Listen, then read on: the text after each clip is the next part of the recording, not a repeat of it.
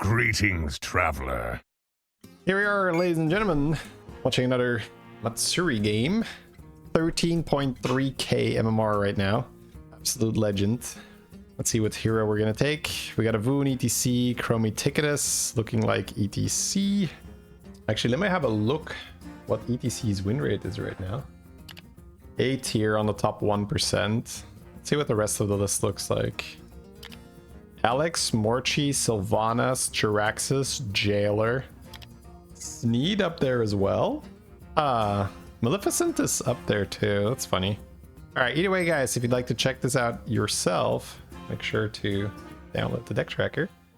We have Elementals in for sure, and then it's either going to be Beast or Naga, or both, because this is Surf. With Matsuri, you always have to guess a little bit, right? What's in and what's out. Just coin it up. Yep. Alright, let's see if Matsuri gets a shop where he wants to hero power on tier 2. Or if we're going to go straight to 3. Those are kind of the two different things. Does he not use a tracker? I don't think so. It's either that or he doesn't show it on his screen. Shop's bad, so I guess we have to level. There's also hero power banana, but yeah. The spell amp. Yeah. I mean, if you're not using a deck tracker and you would like to have more information while you're playing, you do not have to pay to get really good value. Yeah, I think it's just a basic. Ooh, man, this shop is not good, by the way. I think Matsuri just likes to keep it to the basics, right? His stream title is also always test. I think he's just like, I don't care about anything. I'm just here to play the game. I don't need no tracker. I don't need no stream title. I don't need no thumbnails. Why do I watch another streamer? To learn and to be entertained. Man, the double mana saber here. Wait, this guy quit. We're getting owned by a ghost, chat. Is that relatable to anyone?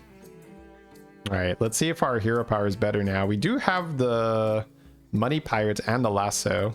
So you could end up selling your Selly for lasso here too. But you might also level first. Because you could cycle the gambler and then just like sell your Selly and up level. I kind of like that more. Yeah, it looks like he's down for that. Surf and Surf is in. Yeah, okay, he's just gonna hold. I guess you could also just find a death rattle, because right now, Surf and Surf to make something else golden. You could technically do that on a buddy, yeah. Man, I love these kind of starts. Dogdog also had like this greed ETC start, which started pretty damn slow. But there is a ghost here, right? You could use that to rebound. Man, 18 health already. But it's so cool to... Yeah, okay, he does get the ghost. Wishbone ETC. Alright, so we're getting twice the buddies now. Ooh, that's dirty. Oh my god, this is already gonna go crazy. So he's on tier 4 early. And then he gets double buddy. Gets oil, gets chromie. Oh my lord, this is... Dude, this is so much fun already. We're watching Matsuri. Oh, wait, bro, what is this shop? Jesus. So, I mean, where do we begin? There's the Ticketus buddy, which is really nice. The Patchwork buddy is good tempo because he's lost a lot of health already. The Sire buddy, which is the 4/4, gives you a lot of money, so that one's always interesting to cycle too. Man, this is about to get interesting.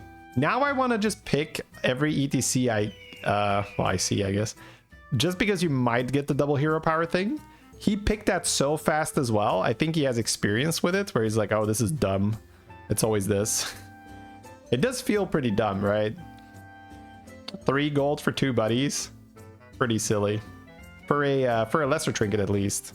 Right? Seems more than worth it. Alright, so this is going to be a crucial turn, right? He had that ghost turn. How do we navigate it now? So we sell for our quest. Minions dying, minions attacking, and spells cast, I think. Sorry, 7 spells, 12 minions dying, and 9 attacks. So he goes for 9 attacks, I think. Yeah. Press the button again. 2 more. Boxcars, I guess. Voon is fun, but the money right now when we have the wisdom ball roll is probably better. Ooh, damn, what a whiff. What a whiff. That was unfortunate. So this is the turn after the trinket turn. So it's turn 7, which means he needs to wait 1 more turn before he can sell this panda. If he sells this panda on turn 8, he's gonna get turn 12 prizes, because that's what the buddy does. The ticket is buddy, the 6/6 in the middle, it gets prizes from the next tier. So while it is still turn 7, he can't sell it. The 5/5 and just make it golden is very good. I think we have to do that to stay in it. We sell the 4/4, we sell the 5/5. We buy the Death Rattle guy, we make it golden. We sell the N'Zoth and we buy another unit here, I think. See what he does. Yeah, we're just gonna go buffers. Sure. And then we add a minion to the front so that we make it really unlikely that our 10/10 is still alive by the time the 14/14 potentially dies, right? Because it buffs both sides. So we don't want it to... we don't want the 14/14 to die before the 10/10 dies. The defender. You got the trinket on ETC in duos and it was snowball. Yeah, it feels amazing. All right, yeah, he has that quest for 9 attacks. Unfortunately, it's probably not happening here. Well, he does have the N'Zoth. The N'Zoth actually summons so many things. He might actually get it, yeah. Yeah, probably getting it. Man, in one fight. That's beautiful. Punk, punk, punk, punk. Wait, if our board isn't dead. Oh no, our board is dying. Our board is dying. Stop it! Bro! How many is he? Bro, we don't get the swing. That's so many whelps. Okay, man, this is tricky now. He can't get the ghost this turn. He could get it again next turn, technically. Ooh, we roll a 6. Eyes? Eyes is almost always worth. We can eyes the panda buddy and just sell it for 2 rewards. Yep. You could also throw it on the oil, but you gotta go now, right? So he takes Discover a 5, but it becomes Discover a 6. So he gets a 6 here. Needs instant tempo. Roger's not quite instant tempo, but I think you still want Rogers. I'm really not happy taking a fell bet here. Eudora has instant tempo. Probably just have to take that. I'm also not too happy about the other ones here. Yep, that makes sense. We press our button. Malorn is tempo. Zarek with Wisdom Ball is great. We can roll here and spawn a good minion and copy that. We're playing the Eudora here to maybe copy it. Double Titus, probably. Again, right, he needs to live. He doesn't have taunt for the Eudora, but he does have that 10/10, which gives taunt. So he could even lead with the 10/10, but you could just lead with Eudora, and if Eudora doesn't die, then it'll get taunted, and if it dies, great, it died, right? So seems fine to just lead with Eudora. I think I'm selling my 13 and 8, and maybe even my 16/16 here, the Scout and the Waveling. Then again, we have Titus for Waveling, so maybe not the Waveling. I kind of want to keep my oil, but that's no surprise, right? But I want to copy the Titus and play double Titus this turn to not die. So I'm totally fine selling the 16/16. We don't need that tempo anymore. Because we have double Titus. Yeah, okay, he agrees. Cool. So he also wants to keep the oil. That's nice. But it sounds greedy to keep the oil here, but you are overkilling your tempo by so much already by having Eudora double Titus on this turn. Just look at the board, right? Like, it's outrageous. Like, look at the stats. So selling the oil here, while it feels too risky, it's actually perfectly acceptable. Like, you do not have to worry about it. Like, you're so strong. Now, he only gets 1 minion of value with his golden death rattle, but I think that's still correct because you want to lead with Eudora, and you want to have the taunter guy next to Eudora just in case Eudora doesn't die. Because you just die if you don't have that Eudora proccing.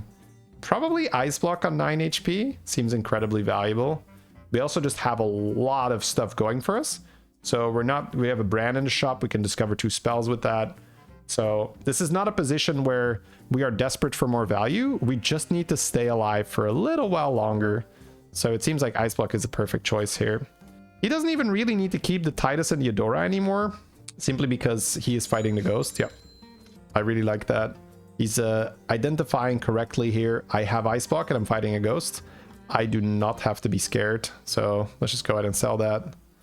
Yeah, it takes money. He's fighting the Ghost anyway. More baller. Is he gonna roll first? Or are we gonna do stuff?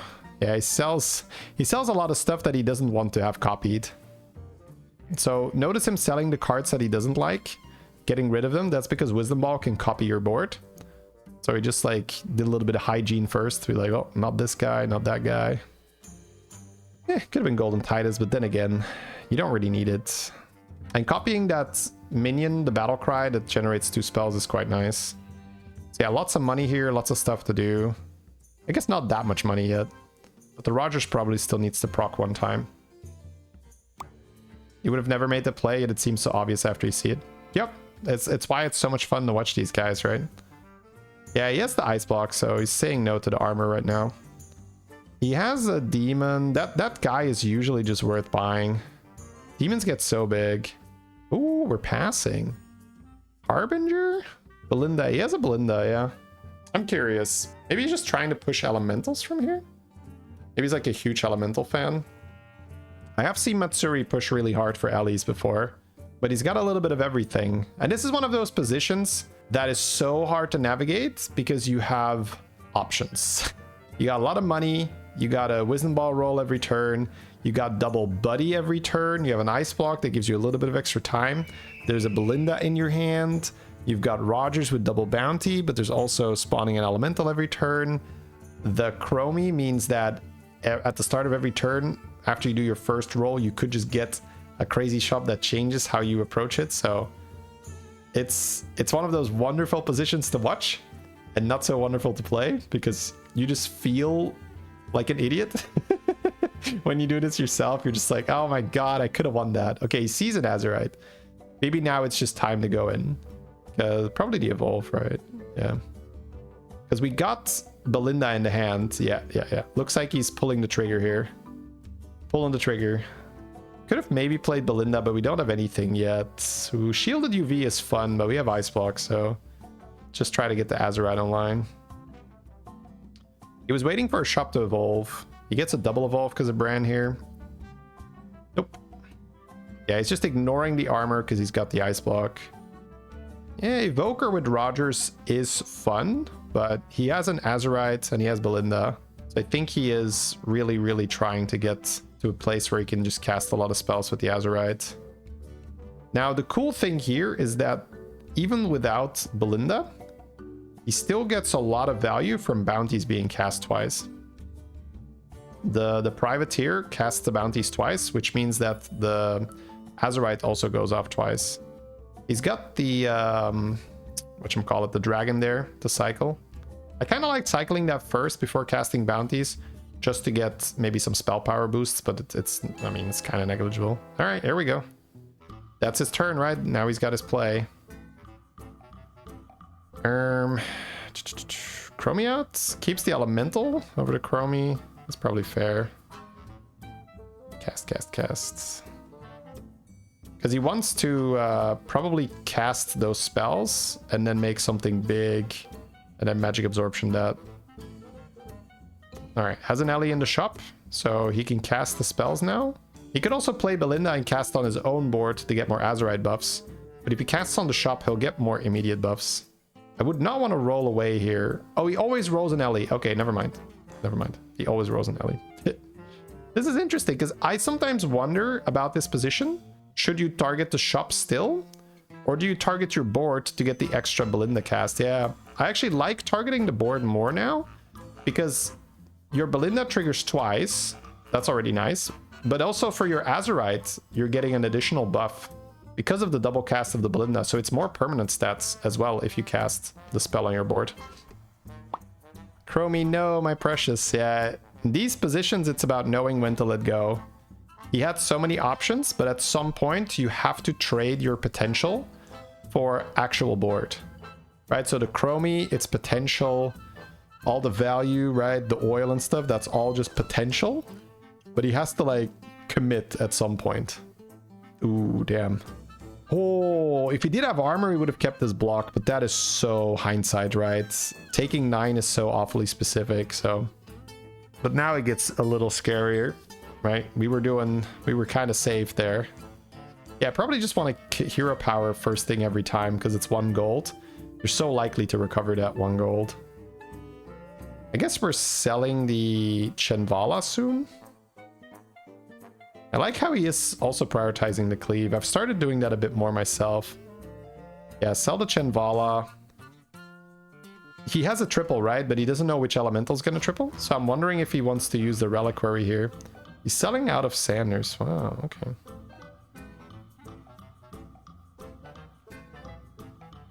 So how is he going to do this? He's selling the reliquary, I think. Well, he's going to use one anyway. Tripling any of these is okay, but the reliquary, then you'd have to keep it, right? Basically, he's trying to figure out now, would I keep this reliquary on my board? Now that he sold his Rogers, he could just sell Privateer and then have a golden reliquary. Okay, it didn't happen, so it's not that relevant. But it's good to think it through. Be like, would I keep it here or not? If you're not going to keep it, then you want to sell it, of course. Well, that was good. Another Azurite, not interested right now. He's on 9. Not interested, okay.